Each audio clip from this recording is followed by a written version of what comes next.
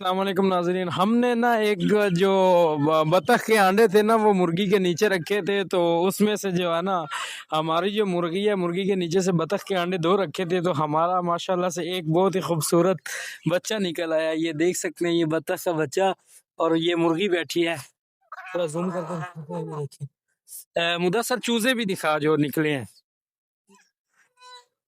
ये हमने बतख के अंडे जो है ना वो इसके नीचे रखे थे, मुर्गी के नीचे। ये देखिए, ये कितने प्यारे और मासूम सा वो बच्चा दिखा, वो बतख का बच्चा थे।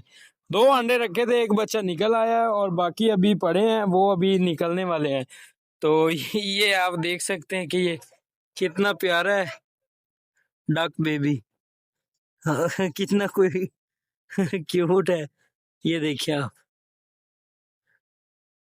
माशाल्लाह कितना खूबसूरत है।